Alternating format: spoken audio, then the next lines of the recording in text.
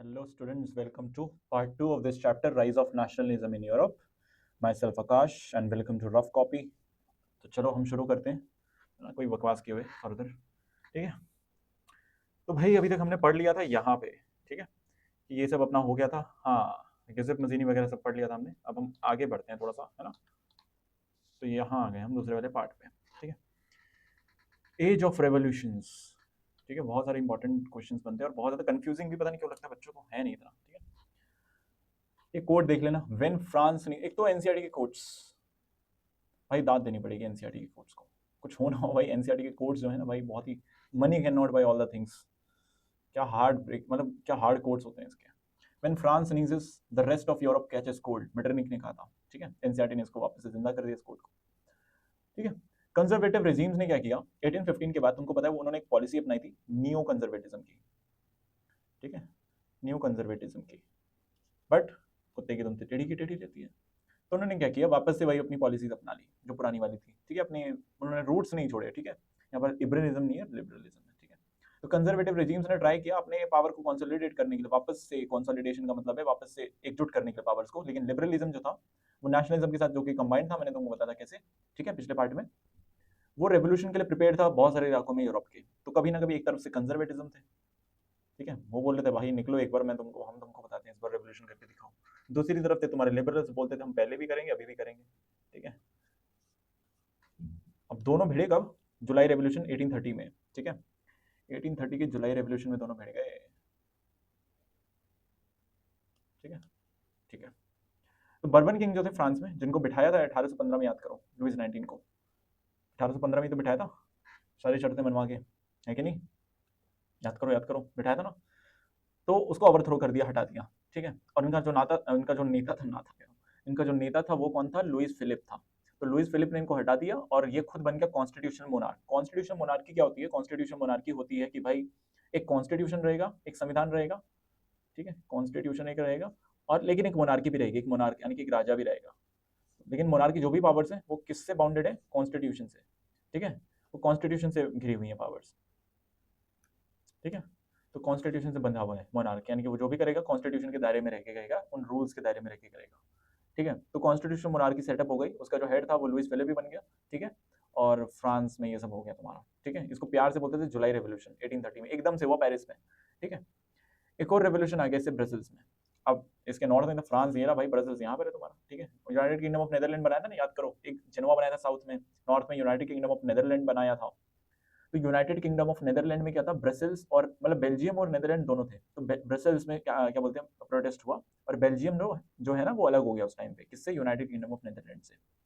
तो एक तो फ्रांस में हुआ थोड़ा बहुत, मतलब कि फ्रांस में थोड़ा बहुत क्या पूरा ही हो गया, और यहाँ पर ये दरार पड़ गई नेदरलैंड और बेल्जियम में। ठीक है, तो तब से वो अलग ही है दोनों कंट्रीज। फिर क्या हुआ, 1830 का जो डिकेड था उसमें कुछ चेंजेस आए। 1830 के डिकेड, अभी सब कुछ सही चल रहा है। ठीक है, 1830 के डिकेड में तुम देख रहे हो कि भाई फ्रांस में फिर से चीजें बदल गई हैं, फ्रांस की फिर से नहीं बन रही है बाकी कंट्रीज के साथ। ठीक है, कॉन्स्टिट्यूशन मोनार्क है लुइस फिलिप। अब होता क्या है 1830 में, ग्रेट इकोनॉमिक, ये सबसे इंपॉर्टेंट क्वेश्चन में से एक है और। ठीक है, अब ये थर्ड होगा ना तुम्हारा, थर्ड या फोर्थ इंपॉर्टेंट क्वेश्चन होगा लिबरलिज्म के बाद सीधा। 1830 जो था ना, ग्रेट इकोनॉमिक डिप्रेशन आया इस साल, इन 10 सालों में यूरोप में। पहला, पॉपुलेशन बढ़ा यूरोप में और मास अनएम्प्लॉयमेंट बढ़ा। ठीक है, फ्रांस में भी बढ़ा, अर्बनाइजेशन बढ़ा, सिटीज को ओवर क्राउडेड स्लम बना दिया। ओवर क्राउडेड स्लम यानी कि बिल्कुल प्लानिंग नहीं थी सिटीज में, और लोग आते गए आते गए आते गए आते गए, और सिटीज में मतलब कि अपना डेरा बसाते गए, और काम के चक्कर में, काम ढूंढने के चक्कर में, और वो स्लम्स बन गई। बहुत सारी बीमारियां भी फैलने लगी इससे। जो स्मॉल प्रोड्यूसर्स थे फ्रांस में, जो टाउन्स में रहते थे, उनको स्टिफ कंपटीशन झेलना पड़ा इंग्लैंड के गुड्स से। इतना हो गया था कि भाई इंग्लैंड से ना गुड्स जो आते थे उनको मतलब कि बैन भी करना पड़ा। ठीक है, यानी कि इंग्लैंड में इंडस्ट्रियलाइजेशन बहुत आई थी। ठीक है, इंडस्ट्रियलाइजेशन यानी इंडस्ट्रियल रेवोल्यूशन था इंग्लैंड में, उसकी वजह से चीजें बहुत ज्यादा स्केल पे बन रही थी, तो बहुत सस्ती मिल रही थी। और फ्रांस में इतना कुछ था नहीं, तो वो सारी गुड्स कहाँ आती थी, फ्रांस में आती थी, सस्ती होती थी। अब तुम ही बताओ, तुम्हारे पास एक 400 की टी शर्ट मिल रही है तुम्हारे पास के दुकान में, और उसी दुकान में और सामने वाली दुकान में उसके वही T shirt, same T shirt 100 रुपए की मिल रही है। तुम पागल ही हो कोई जो 400 की टी शर्ट खरीदेगा। वही चीजें आती है, इंडस्ट्रियल रेवोल्यूशन जो इंग्लैंड में आया था उसकी वजह से क्या हो रहा था, चीजें बहुत सस्ती आ रही थी फ्रांस में, जो आ रही थी इंग्लैंड से। और वो फ्रांस के जो ट्रेडर्स वगैरह थे ना, वो कंपटीशन सह नहीं पा रहे थे, स्टिफ कंपटीशन झेलना पड़ रहा था उनको। ठीक है, तो जो कोई मतलब नेशनलिस्ट है, कोई अमीर है, वही खरीदता था ये सब चीजें। पीजेंट्स को स्ट्रगल करना पड़ता था फ्यूडल ड्यूटीज की वजह से, ठीक है, फ्यूडलिज्म अबॉलिश कर दिया था तुमको पता है, लेकिन फिर भी फ्यूडलिज्म कहीं ना कहीं एकदम से तो खत्म होता नहीं, जैसे इंडिया में जाति प्रथा खत्म है कागज पे, लेकिन तुम जानते ही हो, गांव में जाके देखो एक बार, ठीक है। तो बस वही फ्यूडल ड्यूटीज की वजह से उनको प्रेशर में था पीजेंट्स, ठीक है, तो पीजेंट्स भी सही से नहीं काम कर पा रहे हैं, ना ट्रेडर्स काम कर पा रहे हैं, ठीक है, बहुत ज्यादा प्रॉब्लम है, अनएम्प्लॉयमेंट है यूरोप में, फूड प्राइसेस भी बढ़ गए, भगवान देते हैं ना एक चीज और दे देते हैं भाई, बैड हार्वेस्ट दे देते हैं। बैड हार्वेस्ट का मतलब किसी भी वजह से ना कटाई खराब हुई फसल की, तो उससे क्या हुआ, फसल कम हो गई, अनाज कम हो गया, कोई चीज कम होती है तो उसकी क्वांटिटी कम होने पे प्राइस बढ़ती है, वैल्यू कम होती है कि बढ़ती है, वैल्यू बढ़ जाती है, प्राइस बढ़ जाती है, तो राइज हो गया फूड प्राइसेस का बिकॉज ऑफ बैड हार्वेस्ट। इससे गरीबी बहुत ज्यादा फैली बिकॉज लोगों ने अपनी सेविंग्स में से पैसा निकालना शुरू कर दिया और गरीब होने लग गए लोग, ठीक है, तो ये था, गरीबी फैलने लग गई। अब इससे क्या हुआ, इन सारे रीजंस की वजह से लोग जो थे ना पेरिस की सड़कों पर फिर से आ गए फरवरी 1848 में, ठीक है।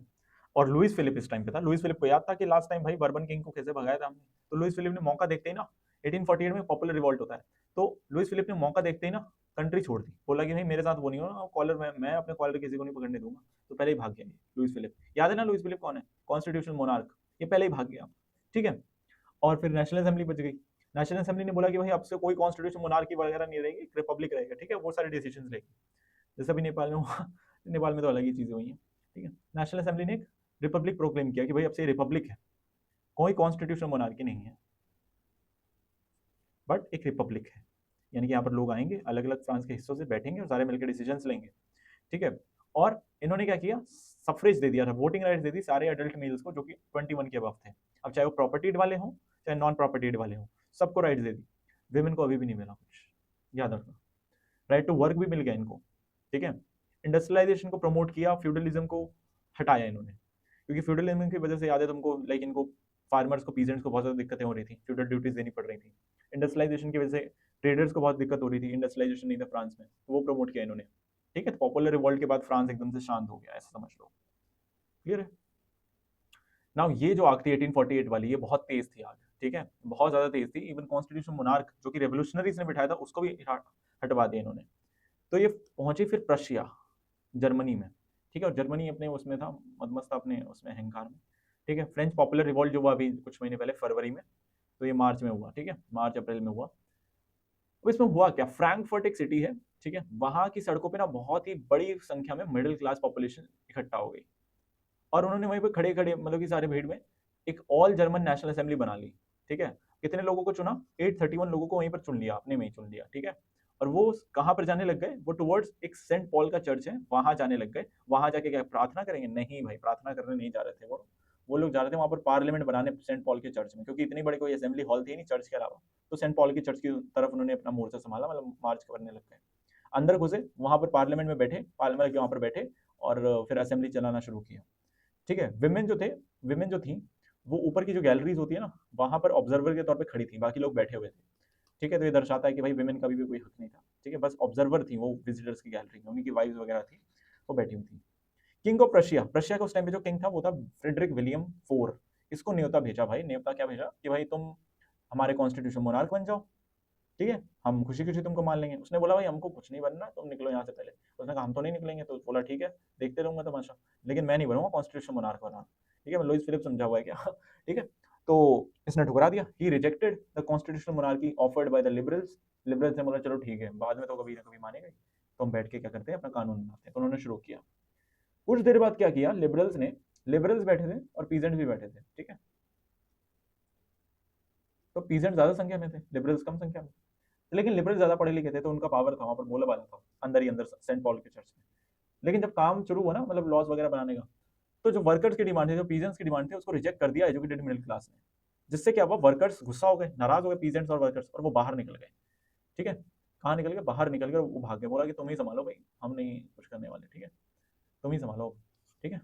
तो पीजेंट्स ने वॉकआउट कर दिया, और एक छोटे सा मिडिल क्लास सेक्शन रह गए, कुछ गिनती के लोग रह गए पूरे सेंट पॉल के चर्च में। तो किंग ने भेजा क्या, अपना आर्मी, ठीक है, मिडिल क्लास ने सारा सपोर्ट लूज कर दिया था, तो उनको पता है क्यों, क्योंकि उन्होंने किसी किसी को सपोर्ट ही नहीं किया, ठीक है। यहाँ पर लिखा ना, एजुकेटेड मिडिल क्लास ने क्या किया, रिजेक्ट कर दिया वर्कर्स के डिमांड्स को, तो उन्होंने सारा सपोर्ट लूज कर दिया, और ट्रूप्स को बुलाया किसने, king king Frederick William four ने, ट्रूप्स यानी कि सैनिकों को बुलाया और असेंबली को डिसबैंड कर दिया, बोला कि भाई हो गया तुम्हारा नाटक, जितना होना था निकलो यहाँ से। लेकिन मोनार्क्स समझ गए थे कि भाई कुछ तो नया करना पड़ेगा, भाई न्यू कंजर्वेटिज्म से भी बात नहीं चल रही है। तो उनको समझ में आया कि जो नेशनलिज्म के जो स्पिरिट है ना भाई, वो लिबरल्स को वो दे रही है, फ्यूल दे रही है, ठीक है, लिबरल्स को। तो उन्होंने बोला कि भाई नेशनलिज्म जो है ना वो कंजर्वेटिज्म अपना ले, तो यही अगर हम अपना ले तो राजाओं ने सोचा भाई नेशनलिज्म करना है ना, यूनाइट करना है, ठीक है, और सेंट्रलाइज करना है, हम ही कर ले, तो इनको छोड़ो, इनको हटाओ, हम ही इस आइडिया को अपना लेते हैं ना। तो उन्होंने वही किया, ठीक है। क्लियर है? आई होप यहाँ तक क्लियर होगा तुमको, नहीं हो तो कमेंट सेक्शन में पूछ लेना मेरे से आराम से, ठीक है। तब तक क्या हो रहा था, तब तक हो रहा था भाई ग्रीक इंडिपेंडेंस। अभी हम यहाँ से पढ़ेंगे वैसे कि यहाँ पर तुमको लगा होगा कि राजाओं ने एक नया अपना वो सोचा है, कि नई आइडियोलॉजी बनाई कि जिसमें नेशनलिज्म क्या करता है। एक मिनट, इसकी पॉइंटर में स्पीड, इसका पॉइंटर का स्पीड नहीं बढ़ेगा, घटेगा, इतना ही रहेगा शायद से, ठीक है।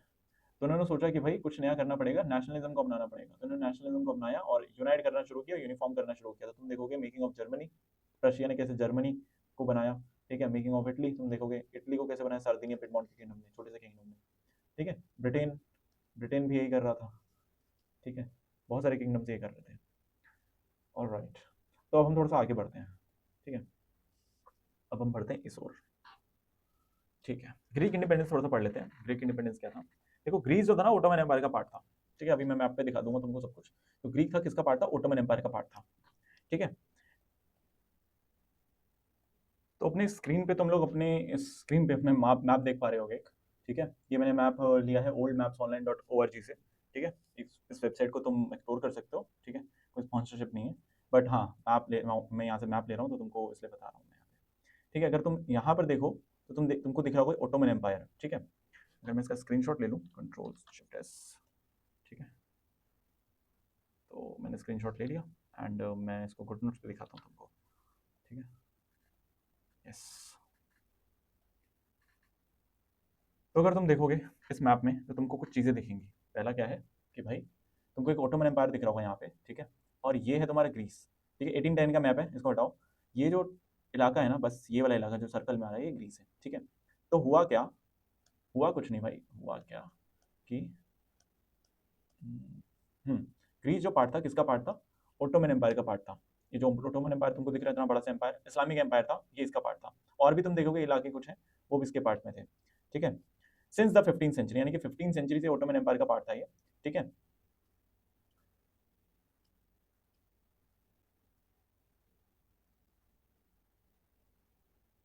ठीक है ना। तो यहाँ पर हुआ क्या कि ग्रीस को माना जाता था क्रैडल ऑफ यूरोपियन सिविलाइजेशन। यहाँ पर लिखा भी हुआ है क्रैडल, मतलब कि पलना, ठीक है। बचपन माना जाता था, शुरुआत, स्टार्टिंग पॉइंट माना जाता था यूरोपियन सिविलाइजेशन की, ठीक है। जैसे बोलते हैं ना बिहार इंडिया की, इंडियन सिविलाइजेशन की स्टार्टिंग पॉइंट है, क्योंकि यहीं से मगध और फिर बाकी के स्टेट्स निकले, बाकी के किंगडम्स यहीं से शुरू होते हैं, ठीक है। पाटलिपुत्र वगैरह, जो राजगीर वगैरह है वहाँ से। वैसे ही यहाँ पर यूरोप में ग्रीस को माना जाता था, वो तब का जो है ग्रीस को दिया जाता है, और कहा जाता है कि यूरोपियन सिविलाइजेशन यहीं से स्टार्ट हुई थी, ठीक है। लेकिन आज वो एक क्रिश्चियन नहीं, एक मुस्लिम एम्पायर का पार्ट है। तो इनका ये मानना था कि भाई हमारा ही पार्ट होना चाहिए, यूरोपियन कल्चर को डिपिक्ट करना चाहिए, ये किसी और किंगडम का पार्ट क्यों है, ठीक है, जो कि यूरोप का है ही नहीं। तो ओटोमन एम्पायर का पार्ट था ये, क्योंकि 15th सेंचुरी से ओटोमन एम्पायर एक मुस्लिम किंगडम था यहाँ पे, ठीक है। ये जो रेड में तुमको दिख रहा है, और ये रहा ग्रीस तुम्हारा, है ना। तो एक स्ट्रगल स्टार्ट होती है इंडिपेंडेंस के लिए 1821 से, ठीक है। और अल्टीमेटली 1832 में क्या होता है, एक ट्रीटी साइन होती है, ट्रीटी ऑफ कॉन्स्टेंटिनोपल 1832 में, ठीक है। तो ग्रीस वहां पर क्या होता है, एक इंडिपेंडेंट नेशन बन जाता है। क्या बन जाता है? Independent nation. तो अगर मैं तुमको दिखाऊं 1832, ठीक है।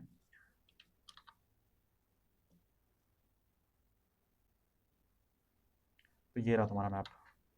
अगर तुम इस मैप को देखोगे तो तुमको दिख रहा होगा एक ग्रीस एक नया नेशन बन चुका है, और चीजें बदल गई हैं यहाँ पे, है ना। तो आई होप यहाँ तक क्लियर होगा तुमको, ठीक है। तो मैं इसको हटा देता हूँ एक पल के लिए। तो तुम्हारा ग्रीक इंडिपेंडेंस भी क्लियर हो गया। अब हम बढ़ते हैं रोमांटिसिज्म पे। तो रोमांटिसिज्म एक इंपॉर्टेंट टॉपिक है, एक और इंपॉर्टेंट टॉपिक है तुम्हारे ये, ठीक है। इंपॉर्टेंट टॉपिक इसलिए है क्योंकि इंपॉर्टेंट है, बोर्ड्स में पूछते हैं। रोमांटिसिज्म क्या था? ऐसा समझो कि कुछ लोग होते हैं जो साइंस को ज़्यादा ग्लोरीफाई करते हैं, कि भाई साइंटिफिक होनी चाहिए चीज़ें, ठीक है। कुछ लोग दिमाग दिल से काम लेते हैं, कुछ लोग दिमाग से काम लेते हैं, दिमाग वाला हिसाब किताब है। और कुछ लोग इमोशनल होते हैं ज़्यादा, वो इमोशन से फैसले लेते हैं। साइंटिफिक युग जो है आज का भी युग है, आज भी यही कहते हैं ज़्यादातर लोगों को कि भाई इमोशन से फैसले मत लो। क्या करो? इमोशन से फैसले मत, ठीक है। आज के युग में भी तुम देखोगे कि लोग बोलते हैं कि भाई दिल से काम मत लो, दिमाग से ज़्यादा काम लो। तो साइंस को ज़्यादा फेवर करते हैं। इमोशंस होते हैं ना, वो दिल से काम लेना होता है। रोमांटिसिज्म जो लोग होते हैं, रोमांटिसिस्ट जो लोग होते हैं ना, इमोशंस पे ज्यादा फोकस करते हैं। वो कहते हैं इंसान जो है ना, इंसान केवल दिमाग से नहीं चल सकता, इंसान के पार्ट है इमोशंस, ठीक है। इंसान जब पैदा होते हैं ना तो रोते हुए पैदा होते हैं, एक इमोशनल सेल्फ होता है इंसान का भी, ठीक है। उसको तुम दबा नहीं सकते। अगर कोई रोड पे रो रहा है, तड़प रहा है, ठीक है, उसकी जान जा रही है, तुमको उसको हेल्प करनी चाहिए, ये सोच के नहीं कि भाई अच्छा मैं लिबरल हूँ, मेरे हिसाब से तो भाई रैशनल होते हैं सारे लोग, अगर ये रो रहा है तो अपने वजह से रो रहा होगा, अपने कर्मों की वजह से रो रहा होगा, इसको छोड़ देते हैं ऐसे रोते हुए। नहीं, रोमांटिसिस्ट बोलेंगे भाई जाओ उसके पास, पूछो उसके पास क्यों नहीं जा रहे तुम। तो रोमांटिसिज्म एक कल्चरल मूवमेंट था। अब यहाँ पर क्या इस चैप्टर में, ये रोमांटिसिज्म मैंने इन जनरल बताया तुमको, इस चैप्टर में नेशनलिस्टिक तुम्हारा एंगल है रोमांटिसिज्म का, ठीक है। तो नेशनलिज्म को ये लोग बहुत इंपॉर्टेंट मानते थे। नेशनलिज्म एक इमोशनल वैल्यू होता था उनके लिए, इमोशनल वैल्यू थी जो कि इंसानों को एकजुट रखती थी on the basis of culture and history, तुमको बताइए, ठीक है। तो रोमांटिसिज्म एक कल्चरल मूवमेंट था यहाँ पे, evolving a particular form of nationalist sentiment. एक नेशनलिस्ट सेंटिमेंट होना, अगर तुम नेशनलिज्म के दौरान तुम रो भी रहे हो ना, तुम एक असली देशभक्त हो, तुम्हारे लिए अच्छी बात है, ठीक है, वो सबके लिए अच्छी बात है कि तुम रो रहे हो, बिकॉज तुम फील कर पा रहे हो उस आइडिया को। अगर जो खड़ा नहीं हो रहा है नेशनलिज्म के, नेशनल एंथम के टाइम पे, रोमांटिसिस्ट के according that is not a right thing, ठीक है। वो सब कुछ खो बैठा है, उसके लिए कुछ नहीं जीवन में ऐसा कुछ, ठीक है। तो रोमांटिसिज्म एक कल्चरल मूवमेंट था जो कि एक particular form of nationalist sentiment को कैरी आउट करता था। इन्होंने क्रिटिसाइज किया तो glorification of reason and science, कि साइंस और रीजन के बेसिस पे सब कुछ तुम्हें हासिल नहीं कर सकते, और फोकस किया इमोशंस पे। तो कल्चर होता था ना, वो कल्चर जो होता है, इंसान की जो संस्कृति होती है, वो साइंटिफिक नहीं होती हर बार, ठीक है, वो लॉजिकल नहीं होती हर बार, हर चीज में होती है, हर चीज में नहीं होती है, वो इमोशनल भी होती है, ठीक है। एम लिखते समय क्या हो गया, इमोशनल होती है, इमोशनल सेल्फ को भी कैरी आउट मतलब रिफ्लेक्ट करती है। तो कल्चर ने एक इंपॉर्टेंट रोल प्ले किया इन शेपिंग नेशनलिज्म को, और कल्चर एक इमोशनल सेल्फ का पार्ट है, ठीक है। तो उसने एक इंपॉर्टेंट रोल प्ले किया नेशनलिज्म को शेप करने में, by evolving a sense of shared and common cultural past, कि हम सबका कॉमन कल्चर है और एक कॉमन पास्ट है, इसलिए हम एक नेशन का पार्ट है। तो कल्चर ने बहुत इंपॉर्टेंट रोल प्ले किया है, ठीक है। तो हम अपने पास्ट को तो नहीं बचा सकते, पास्ट को हम याद रख सकते हैं, लेकिन कल्चर को हमें बचाना चाहिए, इनका ये कहना था, ठीक है। तो development of nationalism did not come about only through Wars, तो लड़ाई लड़के तुम केवल मतलब नेशनलिज्म नहीं ला सकते कि तुमने लड़ाई लड़ी, चार मिसाइल यहाँ मार दी, चार मिसाइल वहां मार दी, उन्होंने तुमको मार दिया, इससे नेशनलिज्म नहीं बढ़ जाएगा ना, आ जाएगा। तुमको अपने रूट्स को याद, रूट्स कल्चर, रूट्स को याद रखना पड़ेगा। जोहान गॉटफ्राइड हर्डर ने एक बयान दिया, और ये अच्छे से पढ़ लेना बेटा, ये लिखना ही पड़ेगा तुमको, ठीक है, और याद कर लेना, कुछ तो याद करोगे। 10th क्लास में मतलब भैया सब कुछ बता देंगे कि ऐसे कर लो ऐसे कर लो, नहीं, कुछ तो याद करना पड़ेगा, तो ये याद कर लेना, ठीक है। इतना खुल के कभी नहीं बोला कि याद कर लो, ये याद करना पड़ेगा इनका नाम, ठीक है। लिख दोगे तो फिर तुम्हारा मतलब हो जाएंगे, तुम्हारा दिन निकल जाएगा बहुत अच्छा, क्योंकि तुम बस समझ जाओ, बहुत अच्छे मार्क्स लाने वाले हो फिर तुम। तो जोहान गॉटफ्राइड हर्डर जो थे, इनके हिसाब से एक ट्रू जर्मन कल्चर, क्योंकि जर्मन थे तो फिलोसफर थे, तो उनके हिसाब से ट्रू जर्मन कल्चर क्या होता है, एक true culture to be discovered among the common people. Common people के बीच में जाओगे, गांव में जाओगे, वहां मिलेगा तुमको, कंट्री साइड में, शहरों में नहीं मिलेगा, मतलब खास लोगों के, अमीर लोगों के पास नहीं मिलेगा तुमको, कॉमन पीपल के बीच में मिलेगा तुमको। दा वॉक कहते थे इसको, ठीक है, क्या कहते थे, the walk, through folk song, folk poetry and folk dances, जो लोक साहित्य, लोक जो संस्कृति है उसके बीच में, जो लोगों के अपने कल्चरल क्या बोलते हैं, क्या कह लो तुम, way of expressing songs, poetry और डांसेस वगैरह है वहाँ, जैसे पंजाब, पंजाब में भंगड़ा है, ठीक है, भंगड़ा है।